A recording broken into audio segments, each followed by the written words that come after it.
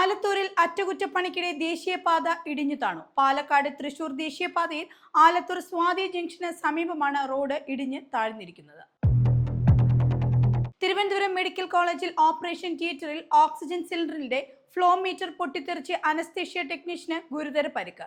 മീറ്ററിന്റെ oxygen സിലിണ്ടറാണ് പൊട്ടിത്തെറിച്ചത്. പാലക്കാട് സ്വദേശിയായ അഭിഷേകിനാണ് ഗുരുതര പരിക്കേറ്റത്. തലയോട്ടിക്കാണ് പരിക്കേറ്റത്.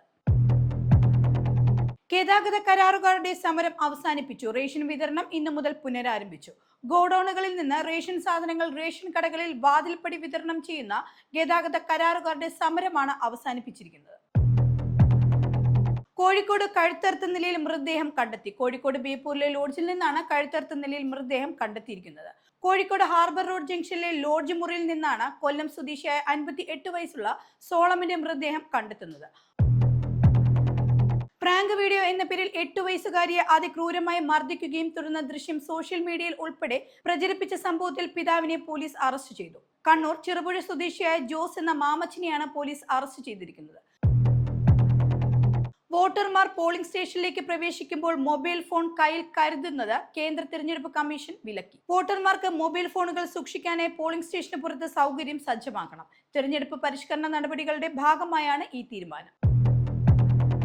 പരീക്ഷ തട്ടിപ്പ് തടയാൻ ആധാർ അധിഷ്ഠിത ബയോമെട്രിക് ഓതന്റിക്കേഷനും ആർട്ടിഫിഷ്യൽ ഇന്റലിജൻസിനെയും പ്രയോജനപ്പെടുത്താൻ ഒരുങ്ങുകയാണ് UPSC. പരീക്ഷാ നടത്തിപ്പ് കുറ്റമറ്റതാക്കാൻ ലക്ഷ്യമിട്ടാണ് ഈ സംവിധാനം. കുരങ്ങുകളുടെ ശല്യം കുറയ്ക്കുന്നതിന്റെ ഭാഗമായ ജനന നിയന്ത്രണ പരിപാടി ആരംഭിക്കുന്നതിനായി അനുമതി തേടി സംസ്ഥാനം. മനുഷ്യ വന്യമൃഗ സംഘർഷം കുറയ്ക്കുന്നതിന്റെ ഭാഗമായാണ് വന്യജീവികളുടെ എണ്ണം നിയന്ത്രിക്കേണ്ടതിന്റെ ആവശ്യകതയെക്കുറിച്ച് സജീവമായി ചർച്ചകൾ നടന്നത്. അതിനിടെയാണ് ഈ തീരുമാനം.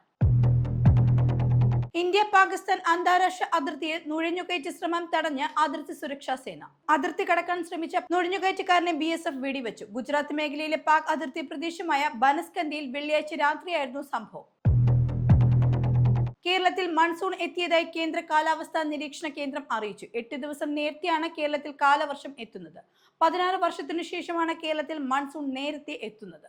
കഴിഞ്ഞ 2 ദിവസമായി കേരളത്തിൽ വ്യാപകമായ മഴ തുടരുകയാണ്. സംസ്ഥാനത്ത് മഴ കനക്കുന്ന സാഹചര്യത്തിൽ ഇന്ന് 2 ജില്ലകളിൽ റെഡ് അലർട്ട് പ്രഖ്യാപിച്ചു. കണ്ണൂർ, കാസർഗോഡ് എന്നീ ജില്ലകളിലാണ് റെഡ് അലർട്ട് പ്രഖ്യാപിച്ചിരിക്കുന്നത്.